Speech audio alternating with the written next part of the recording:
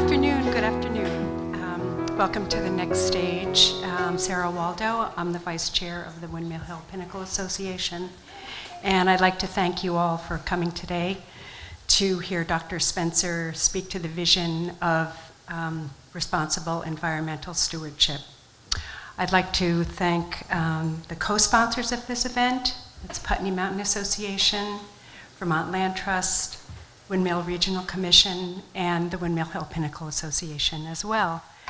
And a special thanks to Dr. Meyer and his wonderful staff, Hannah Robbins, for coming today to share the findings and outcomes of the 2017 Harvard Forest Report, Wildlands and Woodlands. Do join us for refreshments and conversation and to have a look at some wonderful maps in the reception area downstairs after the presentation. I want to remind you to quiet your cell phones. And thanks again for coming. And Joan Weir will now introduce our speaker. Thank you.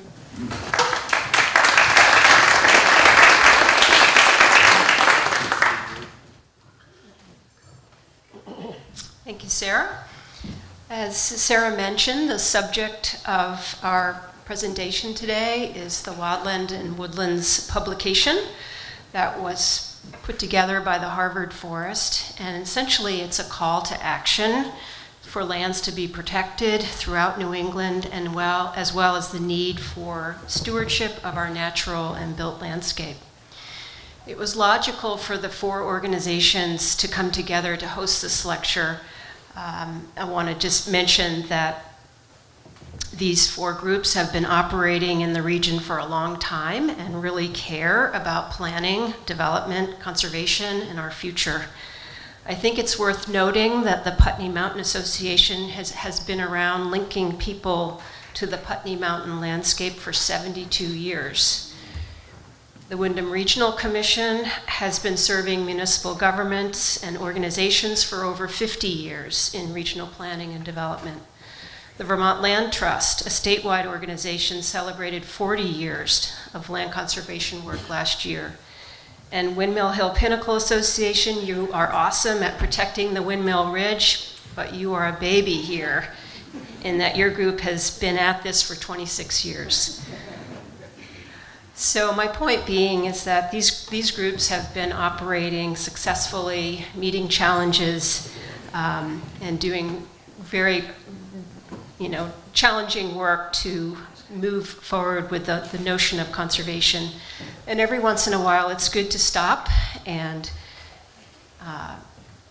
take account of what you've achieved, listen to new ideas beyond our small region, and learn more, especially from scientists and practitioners in the field. So I'm happy to introduce our speaker, Spencer Meyer. He is one of the authors of the report.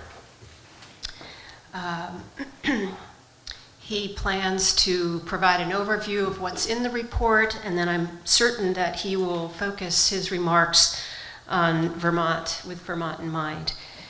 He works as a senior conservationist with the Highstead Foundation, which is a nonprofit organization headquartered in Reading, Connecticut. Highstead is playing a lead role in the Wildlands and Woodlands initiative throughout New England, and I'm sure you'll learn more about that from Spencer. He is a highly trained scientist with knowledge of landscape ecology, forest management, and conservation finance, all topics of great interest, I'm sure, to our audience. Spencer, please join me on the stage.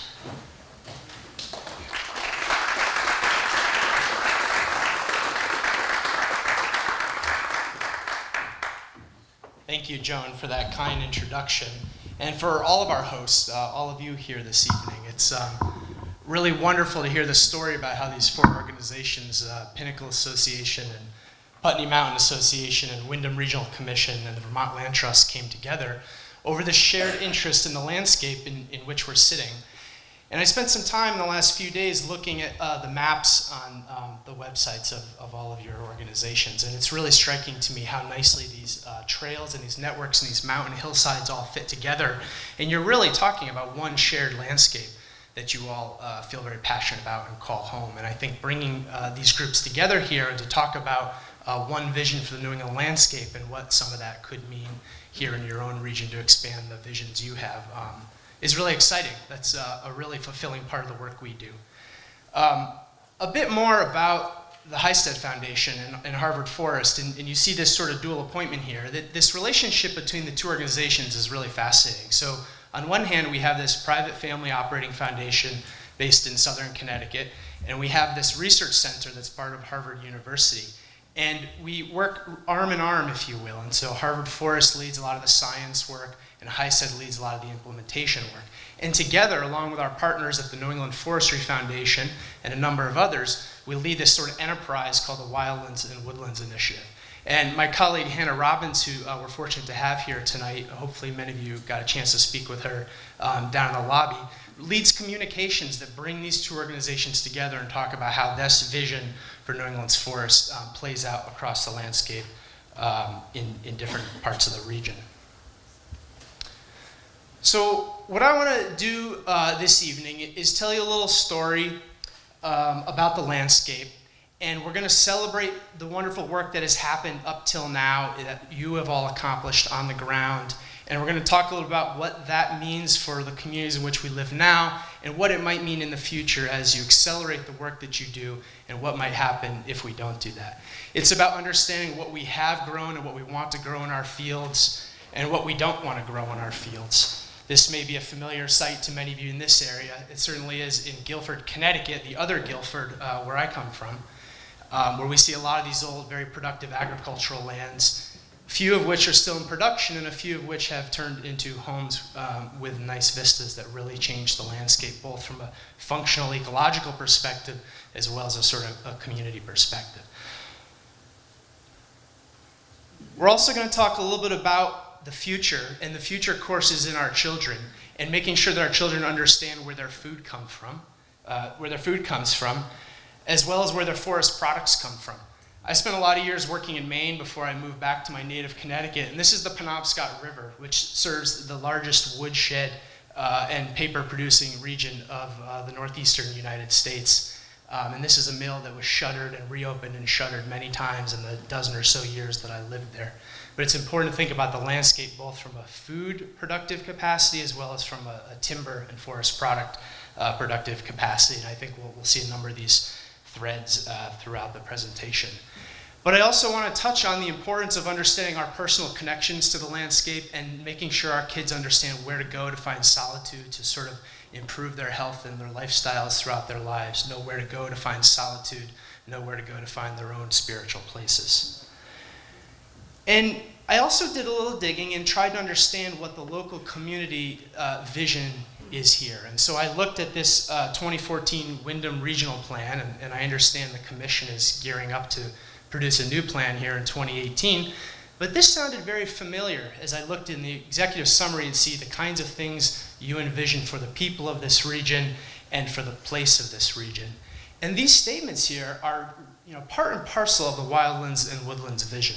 They're really about integrating the things that are happening on the landscape, our management of the landscape, our ability to shape that landscape, and then how that all affects our daily lives and the places we go, whether that's the place we go to seek solitude in the mountains, or whether it's the local park where we walk our dog every afternoon or evening. And so I want to tell you this through the lens of the Wildlands and Woodlands vision. This vision for the New England landscape was first produced in 2010 and envisioned the future that we'll get into more. And as I said, it's a partnership between the Harvard Forest, the Highstead Foundation, and the New England Forestry Foundation. This past fall, in September, we published this most recent version, which is the most comprehensive assemblage of all the conservation science data, the land use data, the climate change information, the understanding of trending in funds and funding, both public and private funding for land conservation in the region that's been put together. We rely on a lot of native science that was produced within our organizations, as well as a lot of top-notch research from other institutions around the region and the country as a whole. We have 30 authors on this publication, and I'm just one person here with Hannah, there's two of us here to represent the broader group, and we're very proud of this work and enjoy talking about it. And so I hope at the end we'll have plenty of time to follow up. But I just want to calibrate everyone. You live in this really wonderful part of our New England landscape, but it's important to step back every once in a while and remember where we live in the global context and indeed the continental landscape. The dark green in this map shows the dense forests of the United States. We live in a region that is about 85 to 88% forested still. And these forests locally are very important for a lot of reasons we'll get into. But they're important continentally as well for wildlife habitat, migratory patterns, refugia from climate change impacts. And globally, they're important for things like the carbon cycle. And we'll talk a little bit about that later as well. So as you think about what you're doing in your communities to preserve and protect the landscape that you enjoy looking at and recreating in, you're doing something much bigger than that. You're protecting this landscape for the whole region and indeed for the globe. Our forests here in the north, in New England, offset about 20% of our emissions, of our carbon dioxide emissions that come from within the region. But this has not always been true. This figure with a deep V in the middle shows the forest cover of New England over the last few hundreds or several hundred years. And what you notice uniformly across the region is this intense clearing of forest land for agriculture. And then around 1880s or so, a beginning of the rebirth or the regrowing of the forests across the New England states. And of course, this mostly has to do with the agriculture moving west, but it's really talking about a rebirth of the forest. What's important to note is that the other curve that's listed, that's shown on the right axis there, is showing population growth in our region over time. And so you have this really unusual circumstance where you have the forest growing at a very rapid rate, and you have the population growing at a rapid rate. And of course, those two things can only continue on for so long. And so in the last decade or so, it turns out that we are now losing forest cover in every New England state again. This time, it's not clearing for agriculture. This time, we're losing forest to hard deforestation for transportation infrastructure, for residential and commercial development, for amenity value or second home kind of development. And that's not a kind of area that grows back into forest on any human life scale. Similarly, here in Vermont, I think you're probably all aware of the sort of long-term trends in agriculture production and the loss of agricultural farmland over time. Vermont is in the green line here. New England overall is here. So we see this similar long-term decline, but there's not that recovery like there was in the forest. And so this is the landscape in which you're working, and you, on the ground, are protecting the landscapes that you value for the economic capacity, for the wildlife and productive capacity, and for your own social well-being reasons. This loss of forest land predominantly is happening through the perforation of our forests. So this image on the left is, a common scenario of housing development, a low density development scenario where you get this perforated forest, which disrupts the connectivity, which has implications for wildlife and plant species and migrations of both of those. And we know through a lot of modeling work that my colleague Jonathan Thompson leads at the Harvard Forest, where these places are most likely to be affected in the future, where the development pressures are in the future. And it ranges considerably across all of New England, and we could talk about what that looks like in this part of Vermont in particular. But what's happening since 1990 is we've been losing 24,000 acres of forest. 24,000 acres of forest every year across New England. That's 1,500 acres just in Vermont alone is being lost every year to this hard deforestation.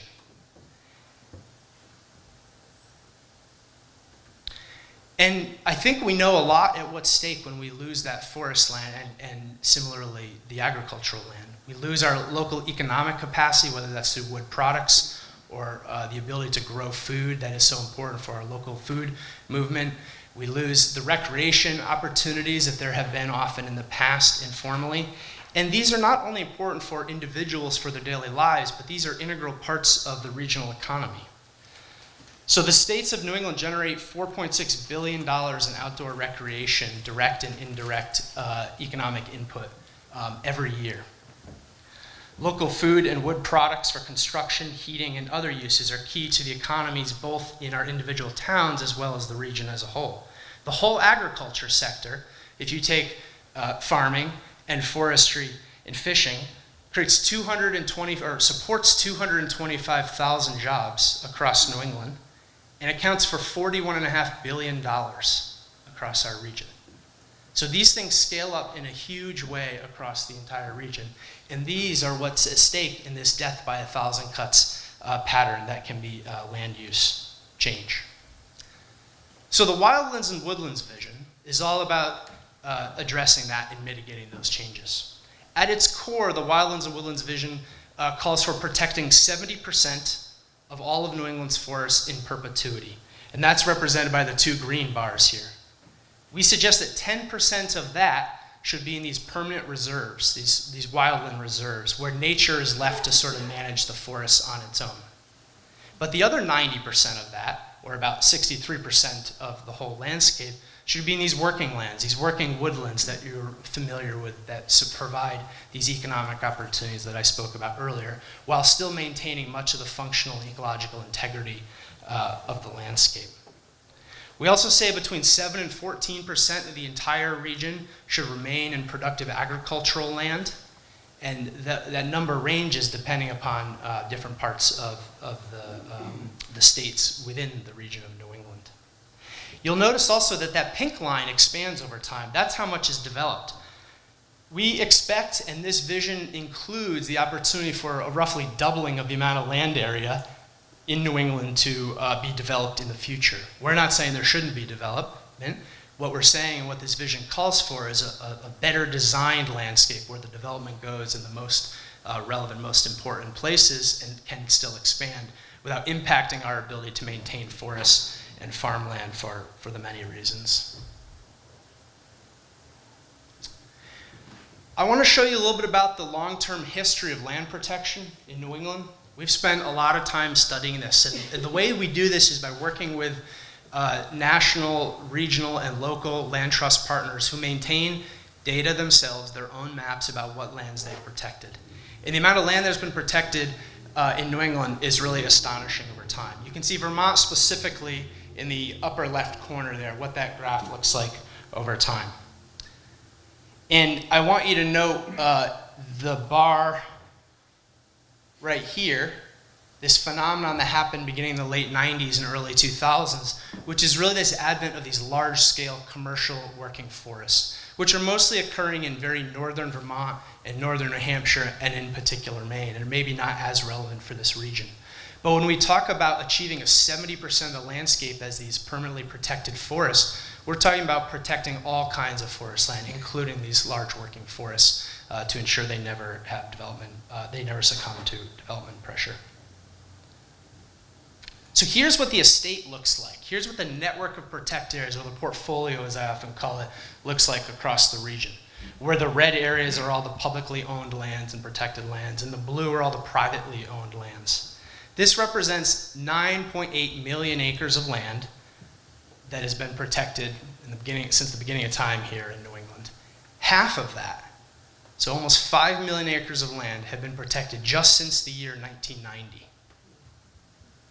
And that's thanks to folks like you and your organizations that have taken these issues matters into your own hands in your local communities. Because when you do that in your own community, other organizations are doing it in their communities, and others are doing it in their communities. And when you start looking at this across the whole landscape as we do, you see this astonishing trend that 5 million acres was protected in just the last 25 or so years. So overall, where we are is 26% of all the forests in New England are now protected from development permanently, and 12% of agricultural land is protected permanently. In Vermont, the whole state, 23% of the forest land in Vermont is permanently protected. Now, the 70% goal is for all of the region, but you can imagine that that goal, the 70% goal, doesn't play out the same way in every state because of what you're starting with, how much development pressure in cities and things like that you're working with. And so here's our vision of how that might play out individually in the states. And you can look at this in the report, which of course those are downstairs individually. But here the green bar represents what is already protected in each state. The dark gray bar represents what share of the overall 70% might come from in one scenario out of that particular state. And the light gray bar represents the total amount of forest that exists in every state. Another interesting thing we found since 1990 is this shift from the sort of older paradigm of predominantly public land, public agencies protecting land, into this shift of private organizations like yourselves in some cases, protecting land on behalf of private landowners. So this land trust movement, this local conservation group movement, that really got started in around 1980, and that had to do with some changes in the IRS tax code, and also some state laws that sort of really allowed modern conservation easements to sort of proliferate across the landscape. And since that time, we've seen this explosion of the number of land trusts, as well as the ability of land trusts to work with individual private landowners to protect their land. And because of that, 73% of the area that's protected is in conservation easements, not in public ownership. I want to show you a little bit about what you've been accomplishing directly in this region. And this is a time-lapse movie since 1900 of the land that has been protected in, well, the bottom right corner is your county here. And of course, you see the big influence of the Green Mountain National Forest. But in the last couple of decades, you see the influence, Joan mentioned the duration that all your organizations have been around. That's all the work that you've been doing. That's the impressive work that you've been doing on the ground. Essentially, taking what we talk about in the wildlands and woodlands and putting into action in your local communities. And so Windham County, so we said Vermont was 23%. Windham County is 39% protected already of the landscape. So that's really very impressive. You're well ahead of the curve and certainly ahead of the state of Vermont as a whole. Congratulations. All right, now the downside. This is a curve looking at the federal and state funding for land conservation between 2004 and 2014. And you can see a peak there in the year 2008 and a decline of roughly 50%. A drop in public funding for conservation of 50% since then. What this curve amounts to is just under $1 billion that has been spent by public entities across all of New England that protected about 1.4 million acres in that same time period. So the public's invested about $1 billion and protected 1.4 million acres for that $1 billion, not including the countless amount of time, energy, and notably financial resources that private organizations have contributed during that time period. This curve is very concerning to us for a number of reasons. And note, this is not just this is not just a trend that is happening in the last couple of years. This has been happening since the financial crisis, and certainly the amount of public funding has not recovered. If we look at individual states, we see some pretty big differences between the total magnitude, where, as you can see, Massachusetts dwarfs the rest of our states, but also in the ratio of federal and state. Vermont is using considerably more state funding than federal funding that they are receiving on the top graph. Now look at the bottom graph. Here's a really interesting story. Vermont is spending the most of state funding. This is not federal, this is just state funding. Vermont is spending almost $7 per person in the state of Vermont on land conservation funding every year. And it's the highest of all the New England states. We could maybe discuss afterwards why that might be. But that was really interesting to us as we were looking across the states. We've also begun studying the private foundation contributions to land conservation. Foundations have been a big part of the land conservation movement, both on the forest and on the agricultural side for a number of years. And this curve shows a similar change or decline in 2008 because of the financial crisis, which is no surprise because these foundations are primarily spending invested endowment funds. But you'll notice it's mostly recovered in total dollars since then as the endowments have recovered. But one thing that we found here that's really important is that a lower percentage of the overall funding from foundations is going directly to land trusts. This includes all kinds of conservation and environment related funding within our region of both regional and national funders, but a lower percentage is going to land trusts, higher percentage is going to advocacy and economic development that has environmental issues related to it and other things. But less is going into land conservation specifically. What we feel really good about is the fact that at 3 or 4 points in the past, in New England, this graph happens to be for northern New England, but it's true around all of New England, is that we have changed the rate of protection by magnitudes each time. Look at that black curve in the bottom left corner for a minute. And each one of these time periods represents a state change, an acceleration, if you will, of the ability of organizations like yourselves to protect land through time. And that has to do with things like land and water conservation funding that came about. It has to do with the land trust explosion that I spoke about earlier in the 1980s. It has to do with the ability of conservation groups to work with large timber companies to protect their land in perpetuity. And what I want you to get from this graph is that there has been this sort of proliferation and sort of consistent innovation happening within our region. Now, the first land trust in the country started in our region in 1891, trustees of reservations in Massachusetts. So we invented this land conservation game here in New England. This is a very Yankee ethos kind of thing to do. And indeed, we've innovated our way out of declining rates of protection 3 or 4 times in the past. And this vision says it's time to do that again. To achieve this vision of 70% of the landscape, we'll need to triple the current pace of conservation.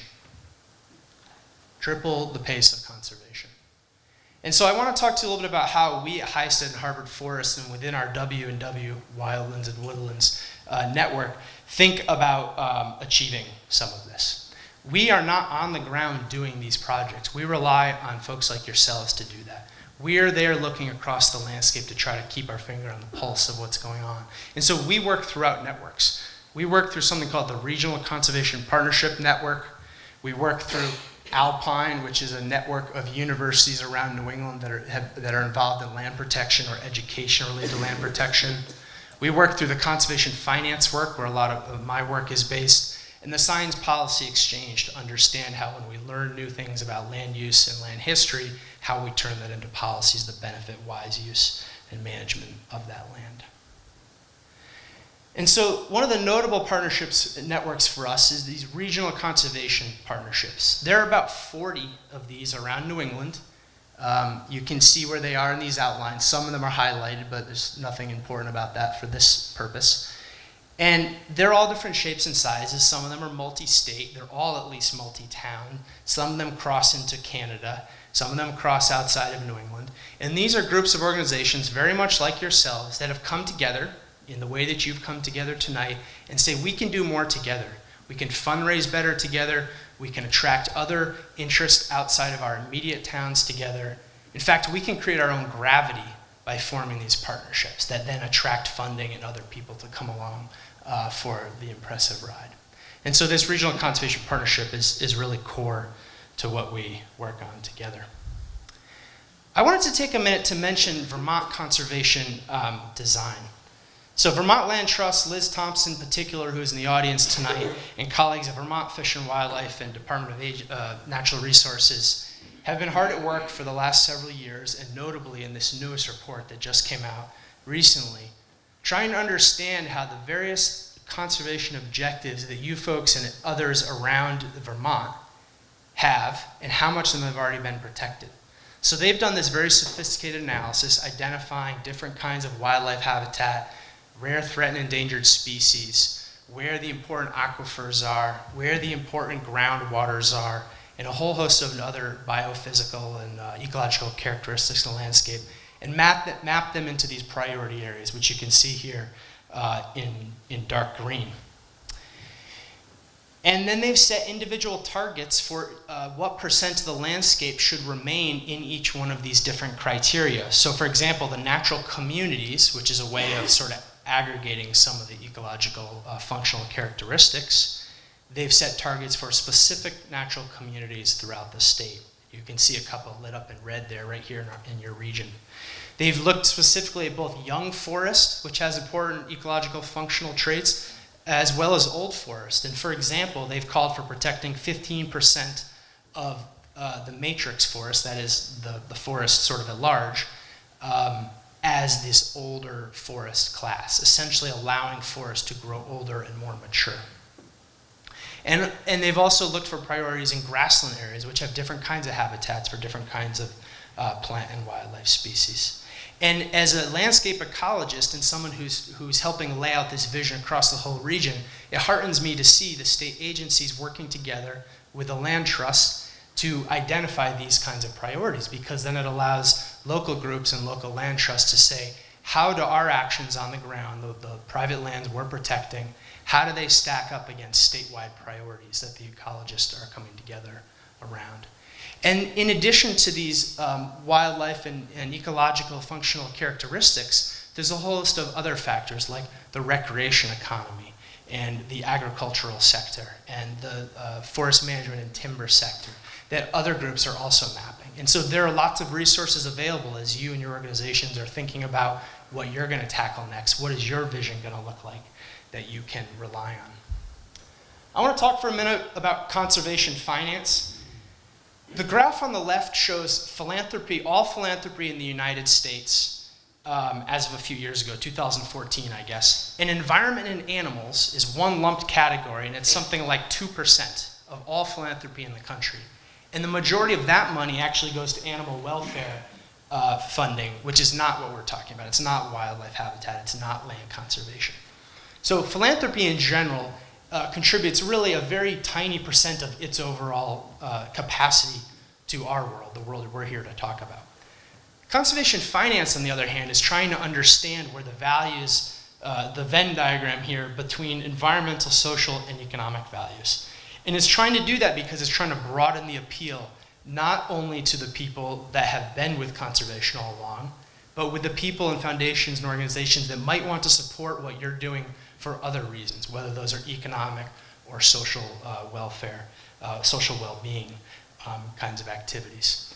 And so one of the things we do in our network is we convene people, bring experts together to identify some of the ways we might be able to do that. So last year we brought together people from around the region and also nationally to talk about a lot of different potential pathways: forest carbon offsets, green bonds, sustainable working lands, different kinds of taxes that are working in some states that might work in other states as well. And so it's a really sort of brainstorming approach to that. One of these I'll mention in Massachusetts is the Community Preservation Act, which is a voluntary tax mechanism where towns can, town by town vote can say, yes, we want to participate, and we want to voluntarily increase our property taxes by no more than 3%. They can choose how much, and then the state will match that money, and that goes into a kitty to preserve open space and forest and agricultural habitat in their town. And this mechanism has raised $1.75 billion over 171 towns. Now, sure, Massachusetts is different from where I live or where you live, and so the magnitudes might be different. But the concept is important. This has caught on like wildfire, and towns have really loved this and begun to adopt it at this rate that you can see there in the graph.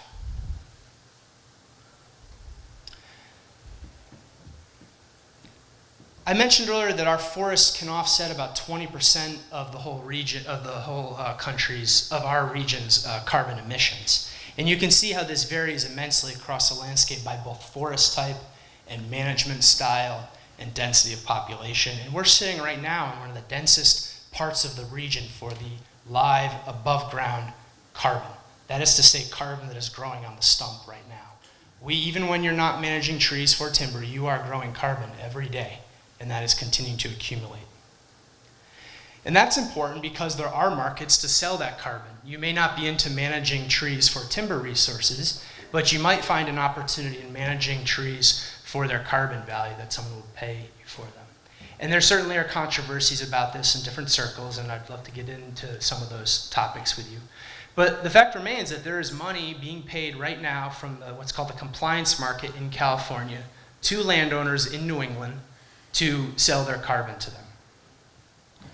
So there is $25 million in the last few years that has been sent from emitters in California to landowners in New England, large landowners admittedly, to store their carbon on the stump and to not cut it down for 100 years.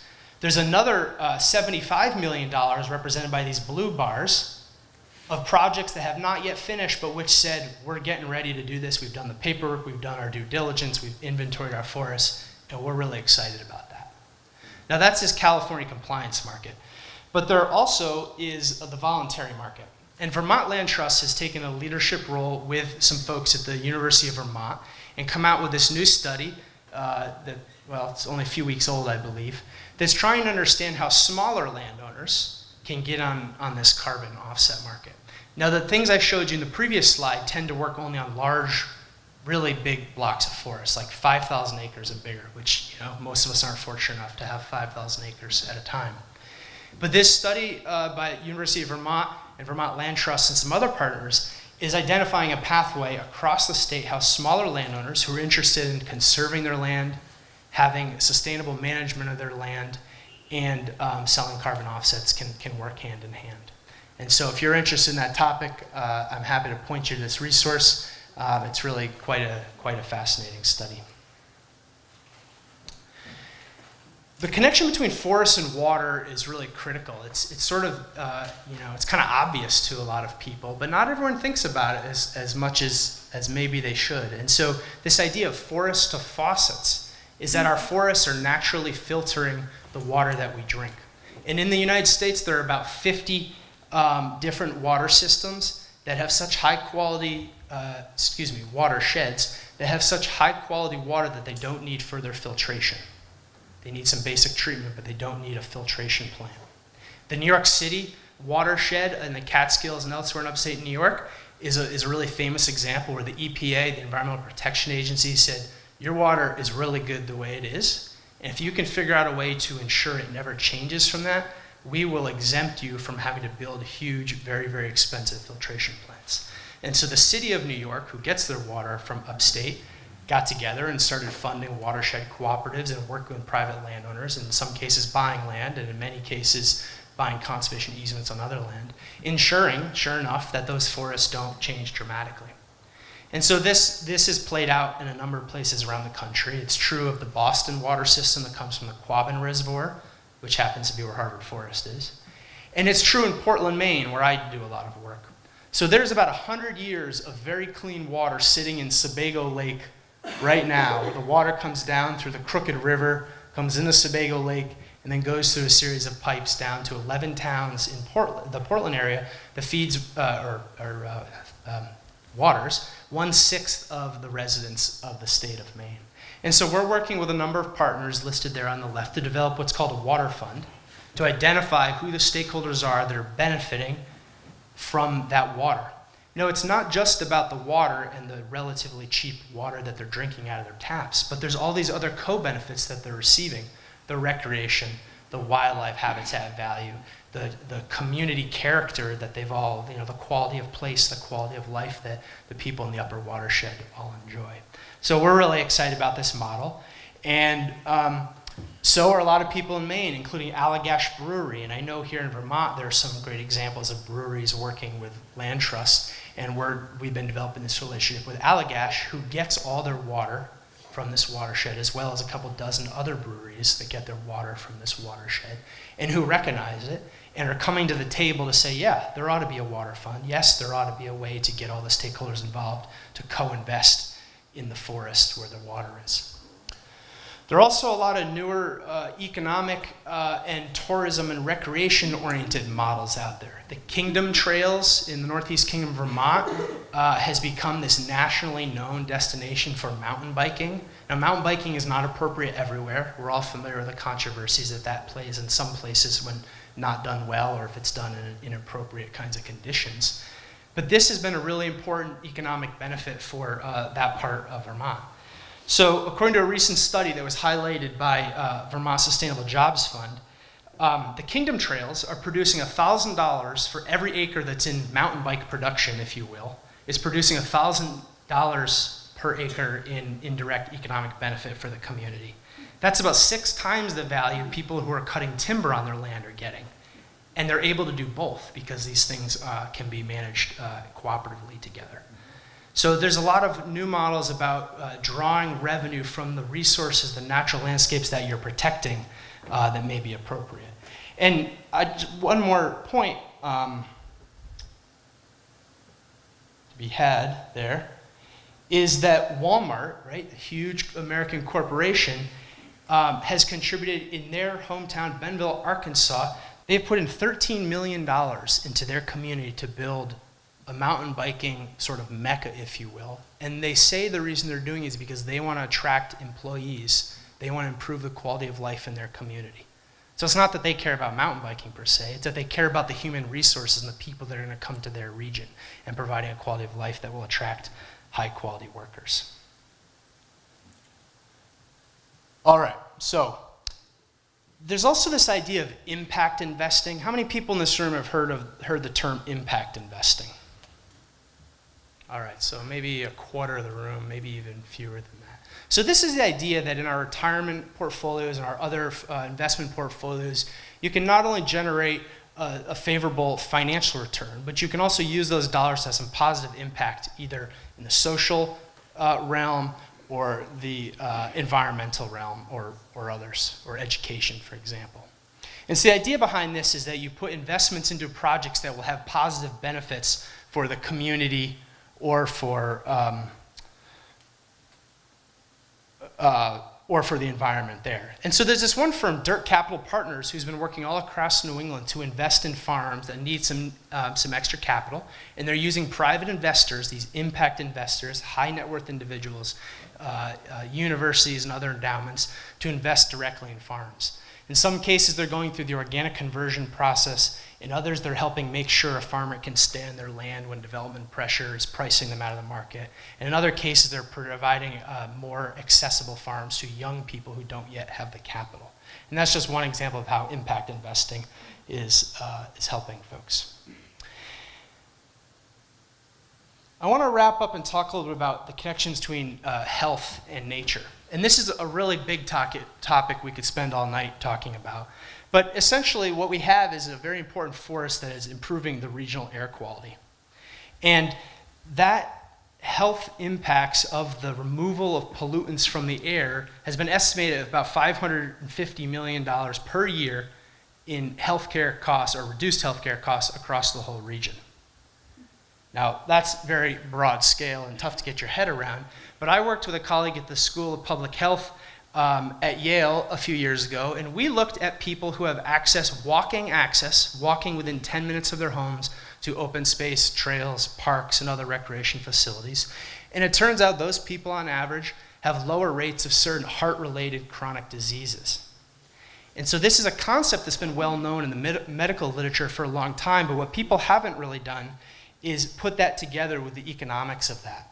And so we did this analysis and tried to figure out where the people live, and we know where all the protected areas are.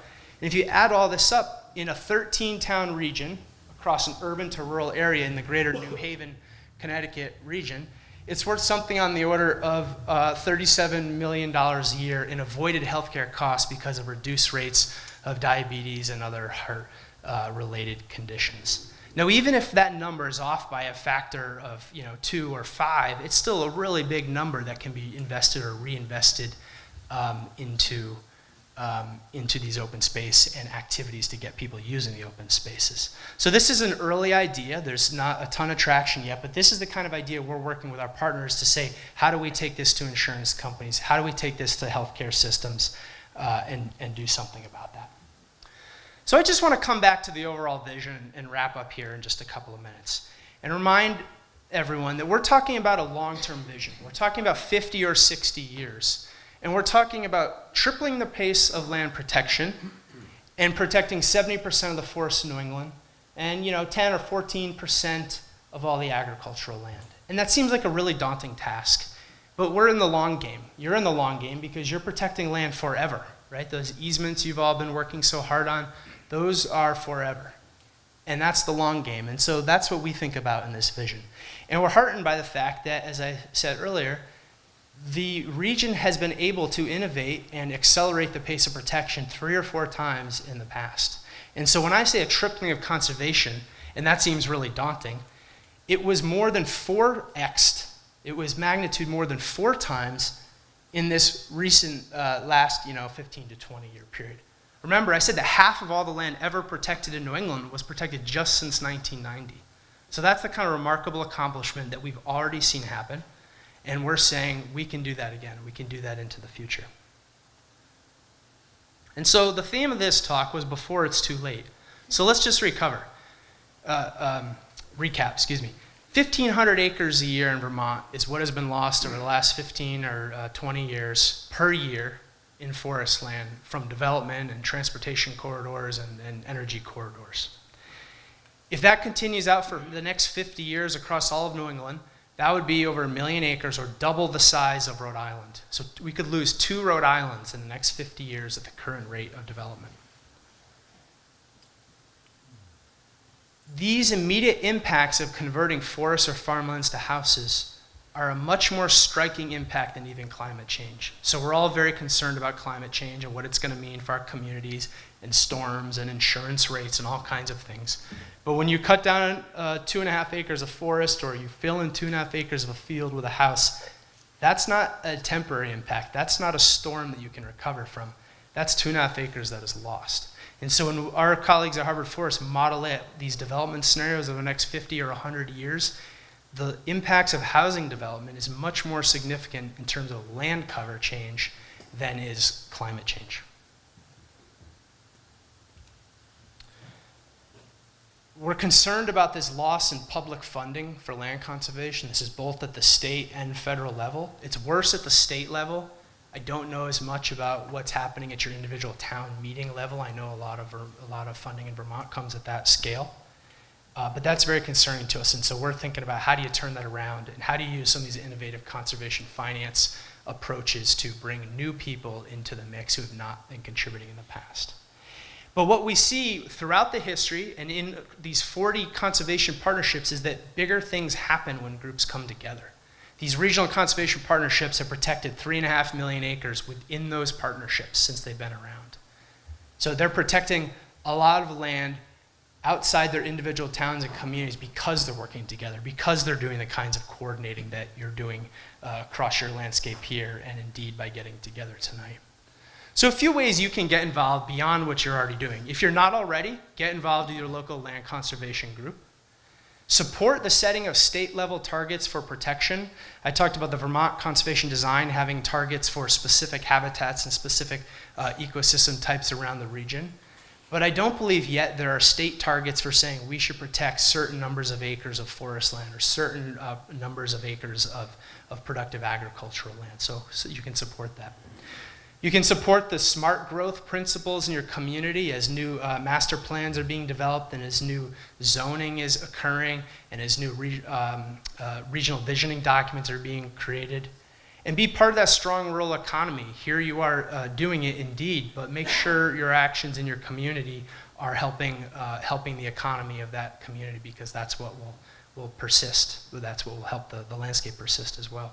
And certainly you can support the public funding for land protection in a number of ways that occurs at the state and federal and certainly local levels.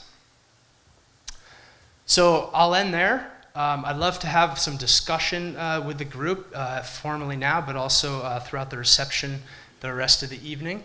My email address is right here. My colleague Hannah is also with us to answer questions. And if you haven't picked up a copy of the report yet, I encourage you to do so, and we'd love to hear from you. Thank you.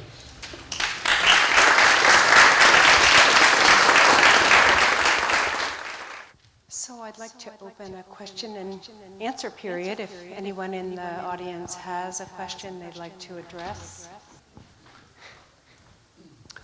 Thank you for a wonderful presentation.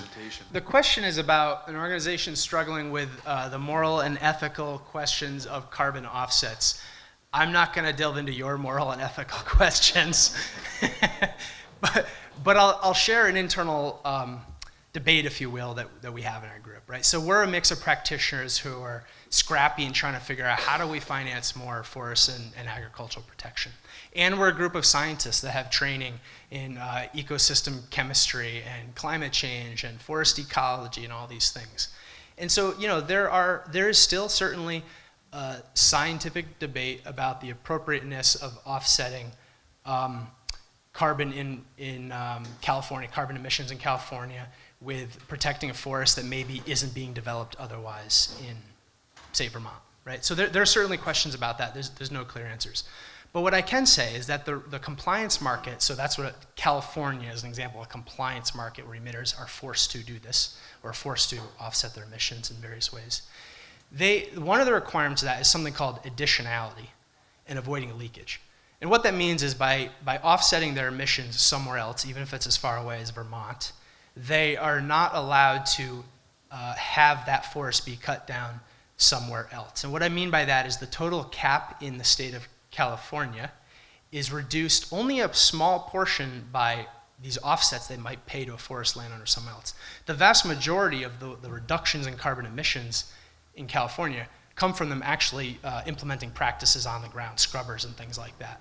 So it used to be, let me see if I get this right, I think 6% of offsets could be generated through these improved forest management projects somewhere else in the country, like Vermont, and it was just reduced by about half about a year ago with some new legislation in California. And that addressed one of these ethical questions. That is, what about the people who are living nearby these emissions, these plants that are emitting carbon and are dealing with localized pollution? Why is the pollution not getting fixed for them? So there's social equity and environmental justice questions about that. So the state of California's compliance market reduced by half the amount that could come from elsewhere, and that was one of these concessions. So they are being addressed in certain kinds of ways. As someone who is trying to find new ways to finance more protection, I would say there is a market today, and there are people willing to pay and write checks today for you to protect your forest land and make sure you don't cut it down in this 100-year period, or at least you don't cut more than you would say. So I would say from a practical standpoint, there's an opportunity to be taken advantage of now to protect that land, and that will ensure that forest is going to stay forest. I'd like you to address the notion of in perpetuity in the light of the Barnes art collection in Pennsylvania, where a donor said, keep this collection where it is, and subsequently the trustees of the college said it should be in Philadelphia instead of this neighborhood, and the courts ruled that the present trustees' decision-making was superior to how it was set up by the donor. Sure, and so is the implication why and when is that going to start happening on land that you work hard to protect? Yes. I'm not sure I can speak to that very eloquently because I'm not sure what the precedent might be on the land side. I know there are examples of renegotiating easements. I know there are some organizations even within our region that are thinking about how they might do that at a broad level. The easements can be, components of easements can be renegotiated as long as all parties are amenable to it and as long as it is improving the original intent of it. That's my understanding. I'm certainly not an attorney, so I can't, and I'm not sure if there is precedent for the kind of thing you're speaking about, and I don't know how the donor intent on art and the law that's governing that might be different from the donor intent on land. If there's anyone here or anyone from one of the land trusts, Joan or anyone else that wants to speak to that, I'd be very interested in that as well. I talked a lot about government making investments in conserving land in one way or another. But what's the interplay with the tax base that the government needs when land is taken out of the tax base or its lack of development reduces its potential tax income? Sure, that's a really good question. It's a hot question and it comes up quite a bit. And there are a lot of communities that are concerned and sometimes vocally concerned about a reduction in tax base. And there are a number of ways folks have started to try to address that. There's no one answer. There is a study that was done, I think it was commissioned by Vermont Land Trust 15 years ago maybe, that addressed this and looked at about 50 towns in Vermont and looked at this exact question. And my recollection of the study is, Joan or others can correct me if I'm wrong, is that they found that the costs associated with towns with higher protect area was actually reduced because of the lower need for services. And so the amount of taxes that in towns with lots of protect area was being offset by a reduced cost in need within those communities. So that's one way some people have been trying to address it. Maine Coast Heritage Trust, who serves a kind of statewide coordinating role for a lot of other land trusts, there are about 90 land trusts in the state of Maine, produced a report last fall, I guess, that was addressing this particular topic. and found that the vast majority of the acres that were conserved by land trusts were being paid taxes on. Now, they were enrolled in current use programs, or the reduced value of the land because there was an easement on it meant they were paying lower taxes because the land wasn't worth as much, but they were still paying taxes in lieu taxes voluntarily. So that's another way it's trying to be addressed. I'm currently working on a project with some colleagues at the Harvard Forest and Amherst College and Boston University, and we're trying to understand across the whole region the economic implications of land protection.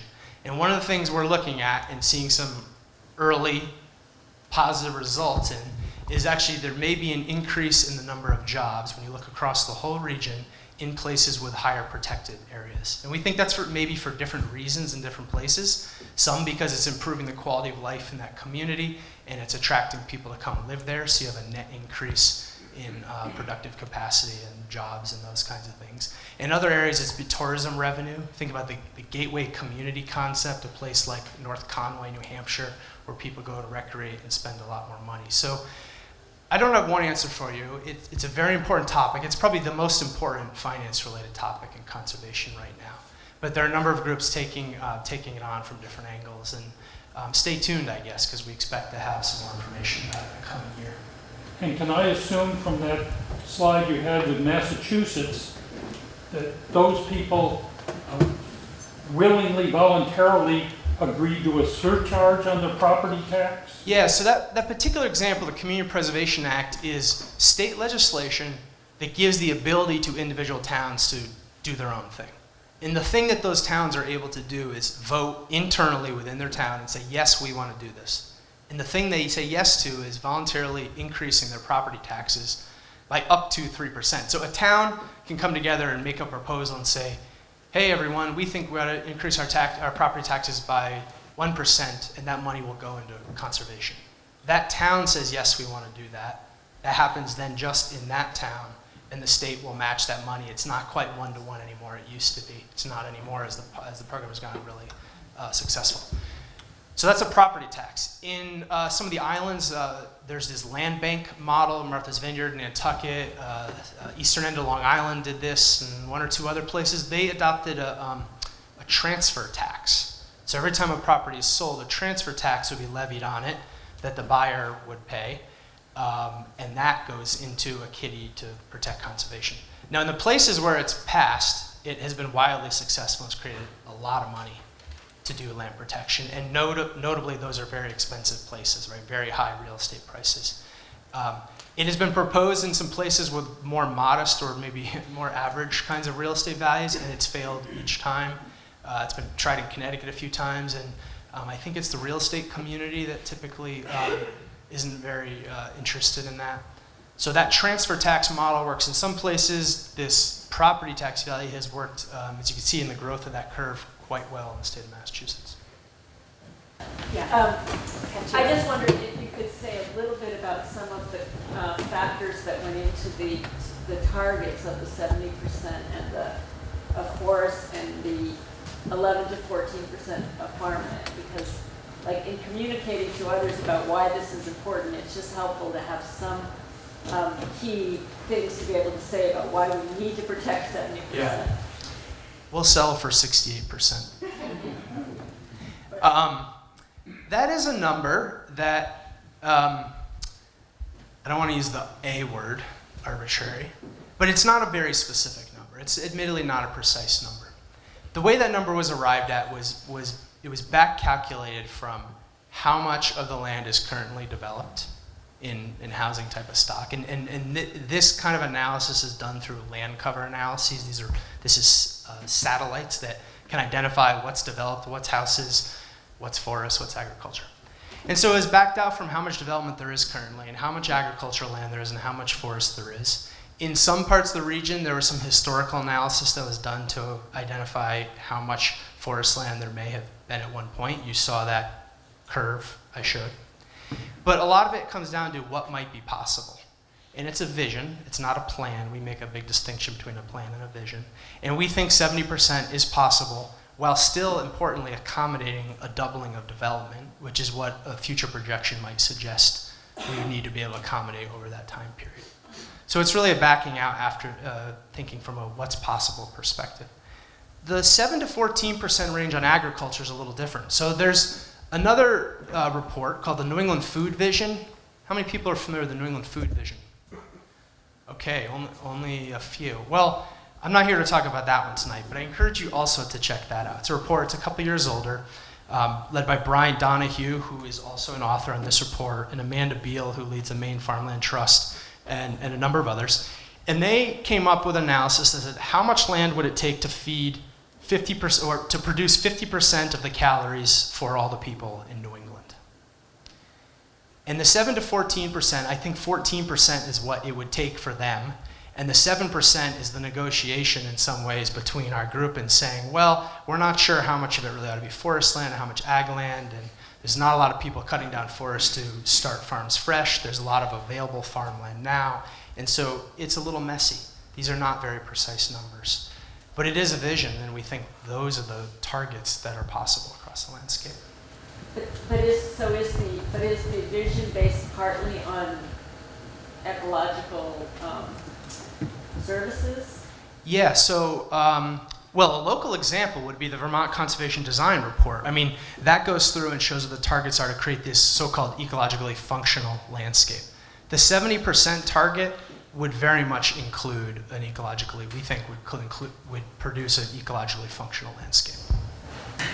I'm with the Dumbarton Conservation Commission, but more recently really involved with a group of people who have come together called the Deer Run Nature Reserve, and we started out with a 300-acre piece that we really didn't want to see anything to happen. We wanted to keep it in wild land, and as we worked at that, and people in the community come together, it's gotten bigger and bigger and bigger. And we're wondering how you at Highstead and Harvard Forest and what you've learned, how it's daunting to us as community members we're working with the Vermont Land Trust, we're talking to people all the time and trying to figure this out. How can you help us at Highstead? And then I have another question after that. Well, a couple thoughts on that. I think one of the things we do is we work at this unusual scale, right? There aren't too many people that think about all 6 New England states at once. That's not even a real geography, right? There's no political jurisdiction that is New England, functionally speaking. And so most land trusts are working at a community scale or a few town region or at a state level. And so we have this luxury of doing these kinds of analyses across the whole landscape. But what that affords us is the opportunity to see who's doing what kinds of activities. And so we look a lot to these regional conservation partnerships. And what we see in an example like what you described, that when there's a local organization that is really excited about something and it's getting bigger and bigger, that they need to bring on partners. And then next thing they know, it gets a little bigger because the partners want something in it too. And then the end game of that is often one of these regional conservation partnerships. It's these group of organizations who make this neat, tidy sort of boundary of things that they're all communally interested in. And so what I would say is that we could talk to you about some of the examples of regional conservation partnerships that maybe are the right kind of scale. Another thing looking across the whole region affords us is seeing which organizations are really good at taking others under their wing, if you will, or working with them. And we often, I'm not just saying this because they invited me here, but Vermont Land Trust is one of those organizations. I mean, it's really, when we look across the whole region, it's phenomenal. That's why you're all working with them and why they've protected so much of the land in Vermont. And so you're doing the right thing. You're working with a bigger organization who has those kinds of capacities and expertise. But think about who else in your community has similar values. They don't necessarily have to be an organization who wants to protect the land. They might be interested in that land for some other reason. It might be a recreation group, might be a economic development who wants to be able to say, look at this resource that we have, you should come to our community. Look for the unexpected partners, I would say. Yeah. The other question I have is, I'm more and more concerned about the health of our forests. We're seeing that in our area that the overpopulation of deer are really, we're not seeing a lot of regrowth of maple and oak. We have the emerald ash borer now. We have beech disease. We have a lot of onslaught onto our forests. What are you seeing about the health of New England's forest. Are you concerned about that? Should we be concerned? Should we be doing more work on that? Yeah, I mean, we had an iconic ash tree in my neighborhood, which is 6 feet away from the headstone of the founding father of our town from the 1600s. And when you see that iconic thing, which happened to have a land trust sign on it because it was on a piece of land trust property, like, that's really sad to see individual trees like that go down. It's sad to see the species change. So the hemlock woolly delgid, earlier in my career, I spent a lot of time studying the hemlock woolly delgid. And those stands are just decimated, and they're turned into, in a lot of cases, black birch or other kinds of species, less canopy-oriented species. And there's a lot of change. But if you look at hundreds of years of forest history in New England, and indeed elsewhere, temperate forests, the dynamic forest is the constant. And so we've had these very resilient forests, and they've changed the species composition. We had Dutch elm disease, right? And there's just been hosts of pests and pathogens that have come through our forests over time. And the consistent thing is we have had these forests. I mean, you saw the great regrowth of our forests over time. And so I guess, yes, individually, tree-wise, in my own backyard, I get sad at things like that. But I don't get sad because there will be a forest. It'll look a little different. The species mix will be different. Someone might harvest different things. So that gives me hope that there's going to be a forest there, and we'll figure out what to do with those species. I was wondering if you had a 90% and a 10% of forest. The 10% was untouched and wild, and the 90% was presumably managed. Of the protected. Yeah, you want me to clarify those numbers? Why 10%? Oh, why 10%? So that's a good question. I think, again, that we think that's an attainable goal. Old forests right now in New England is something like 1%. This term old growth, if you're a forest ecology geek, that means lots of different things, and we could debate all day what that really means, old forests. But it's something on the order of 1% across New England, and that's pathetic, and we can do a lot better. And the only way to get more of that is to leave it alone. And you can't really manage it. I mean, there are a few minor exceptions to that. So when I see the Vermont Conservation Design publication come out and say they suggest 15% in this old forest category, that's not necessarily old growth. It's forest that can mature into this old growth phase. So these reserves, this 10% of the 70%, I realize that's a little confusing, is really meant to be these places where you just let nature take its course. Now, bottled up in that phrase, let nature take its course, means if a hurricane comes through, you let it blow down. You don't go in there and you don't salvage log it. You don't go in and spray for emerald ash borer. You let nature take its course and you see what happens. You see what Mother Nature does. And so that's the 10%. That's, you leave it alone and see what happens. And that's really different from these managed landscapes. Even if you're not always managing that other 90%, you have the ability to in the case of fire or in case of windstorms. But why? Why 10%? I would say the conventional wisdom ranges between 8 and 15%. If you look back in the forest ecology literature over time, that's a range of numbers you would see. A lot of that has to do with pre-settlement forests and how much of the forest might have persisted in certain kinds of conditions over a long period of time. But we're talking about a very large region, and so again, these are not very precise ratios, but that's what we've called for. This is related, just Spencer, if you could say a little more about what the attributes are of those older forests that make them different from managed forests and why we need. Oh, sure. Yeah, so if you walk into an old forest, it looks and feels different. And one of the first things, well, I'm a forester, so I'm always looking up. Soil ecology, soil biologists are looking down, and birders are looking up and around. And so everyone that goes in has a little perspective and looks somewhere different. But the first thing I notice in the old forest is the stratification of the canopy. Essentially what that means is you have this superstructure canopy way up there with different species existing in that top level canopy. And then you might have a mid-layer canopy. These are all mature trees, mind you. They're just trees that maybe are only going to get as high as this mid-level of the canopy. And you have different things, different ecology happening at that level of canopy. And then you have these shrub layers, and then you have these regenerative layers way down here, and then you have these micro layers even further still.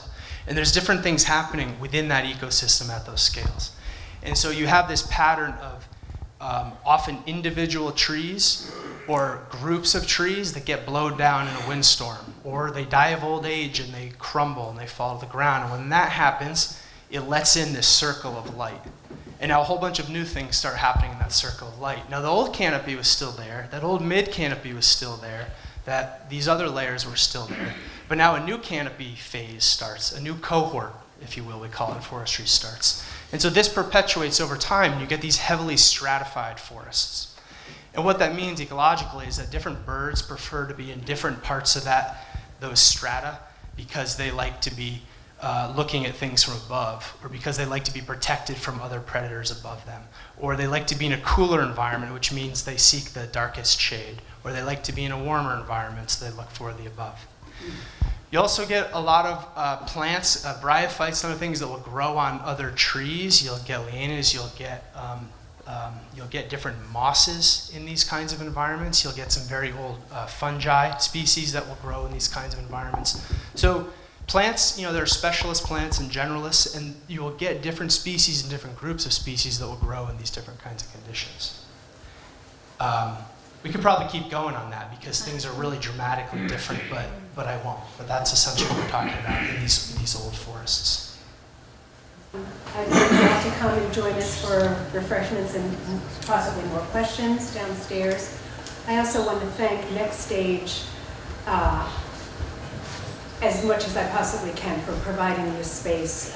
They've done a great service to offer this for our talk today. And so please, if you can, support Next Stage when you give.